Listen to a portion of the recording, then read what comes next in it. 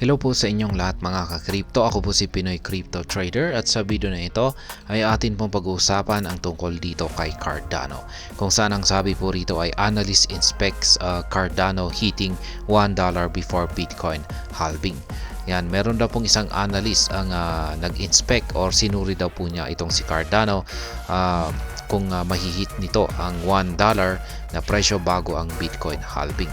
At ayan, bago po tayo magpatuloy ay nais ko lamang po munang bigyang linaw ang aking disclaimer kung saan ang nilalaman po ng video na ito ay hindi po ito isang financial advice. For education and information purposes lamang po ang layunin nito. Maliban po dito ay nais ko na rin pong magbigay babala na wala pong kahit anumang group chat ang Pinoy Crypto Trader. Dan Gambardella, a well-known pro-Cardano crypto analyst, delved into the compelling query of when ADA might recapture a $1 price amidst the ongoing market fervor. Ayan po siya, si Ginoong Dan Gambardella, isa po siyang kilalang pro-Cardano crypto analyst. At siya po ay naglabas ng kanyang sariling pananaw or analysis dito kay Cardano kung magagawa nga ba niyang akyatin ang presyong $1. The focus of the inquiry explicitly centered on the likelihood of Cardano reaching the psychological threshold of $1 before Bitcoin undergoes its halving by April, which is barely 9 weeks away. Kaya ayan yung focus po ng bagay na ito ay kung magagawa nga ba talagang akyatin ni Cardano ang presyong $1 bago po sumapit ang Bitcoin halving dito po sa buwan ng April. Yan, 9 weeks na lamang po ay yan na po, paparating na yung inaabangan nating lahat na isang matinding event. Notably, ADA reclaimed the 0.60 or 60 cents price level in the last 24 hours amid a 12% growth rate over the past week. Cardano cannot make $1 before BTC halving. Ayan, hindi raw po magagawang akyatin ni Cardano ang presyong $1 bago sumapit ang Bitcoin halving. While there is a prevailing belief that ADA should have already crossed the $1 mark, Gambardella holds a contrary view, grounded in the analysis of previous cycle chart patterns. He argues that ADA's current position actually exceeds expectation. Yan, meron daw po kasing mga naniniwala na si Cardano ay dapat ay nagawa na daw po sana niyang akyatin ang $1 na presyo. Ngunit kontra po ito sa pananaw ni Ginoong Dan Gambardella dahil sa meron po siyang pinagbabasihang analysis sa kanyang cycle chart pattern. Furthermore, Gambardella had expressed a strong opinion that ADA cannot reclaim $1 before the Bitcoin halving. Kaya ayan, ayon po sa pananaw ni Ginoong Dan Gambardella, ay meron po siyang malakas na opinion na hindi po magagawa ni Cardano na akyatin ang $1 bago ang Bitcoin halving. He even created a challenge pledging to award 1,000 ADA to a fortunate crypto enthusiast should Cardano achieve this target within the specified timeline. However, Gambardella expressed genuine hope that his prediction would prove incorrect.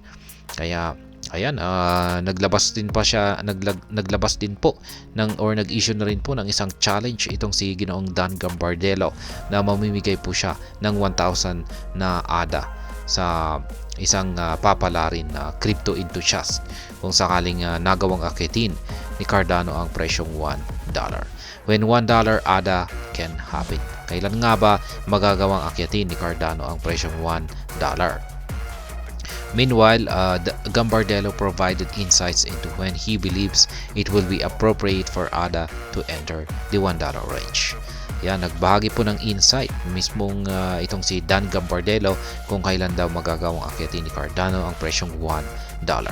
First, the analyst highlighted the scenarios where Bitcoin sustains its current bullish trend, surging upwards without retracement before consolidation. Kaya yan, unang-una ay kailangan daw po na tuloy-tuloy lamang yung pag-angat ni Bitcoin at hindi po ito makakaranas ng kahit anumang retracement or consolidation. He emphasized that if Bitcoin were to decline and consolidate before attempting another breakout prior to halving, there would be doubts about ADA's ability to reach $1. Kaya, ayan, dagdag pa niya rito kung magkakaroon daw po ng makakaranas daw po ng decline or pagbagsak itong si Bitcoin at saka magko-consolidate pa ito, ay ayan, mabibigo daw po si Cardano na akyatin ang $1 na presyo bago magaganap ang Bitcoin halving. Meanwhile, he assumed the situation for Bitcoin continuing its explosive trend leading up to the halving. Gambardella referenced Cardano's historical chart from 2020, specifically in November when Bitcoin initiated the bull market surge. The analyst identified the chart pattern ADA exhibited following the late 2020 bull breakout throughout the bullish season. Afterward, he copied and applied the pattern to ADA's current market position. Based on the hypothetical trajectory, he suggested ADA might reach $1 shortly after the halving. Kaya yan po, sa madaling salita, ayon po sa analysis ni Ginoong Dan Gambardella, ay magagawa pong akyatin ni Cardano ang presyong $1 pagkatapos po ng Bitcoin halving. Yan po yung kanyang chart dito. Po siya. However, the analysts argued that there is no guarantee that Bitcoin would make the explosive move prior to its halving.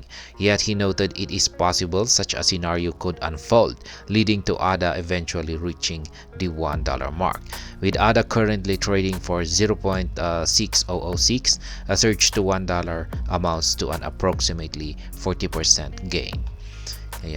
Ayan pong muli ang tungkol sa balitang ito. Ayon po kay Ginoong Dan Gambardella, isang kilalang isang pro Cardano na crypto analyst, ang nakapagsabi na malabo daw po na magawang akyatin ni Cardano ang presyong $1 bago sumapit ang Bitcoin halving. Tayo hanggang dito na lamang po tayo sa video na ito. Sana po ay inyong nagustuhan ang aking paliwanag dito. Kung inyo po itong nagustuhan ay pakiclick lamang po ang like button nito. Para naman po sa mga bago lamang dito, kayo po ay aking inaanyayahan para mag-subscribe. Pakiclick na rin po ang bell icon nito dahil ito po ang siya magsisilbing notification nito sa mga bago kong videos na akin pong ina-upload sa aking YouTube channel na ito.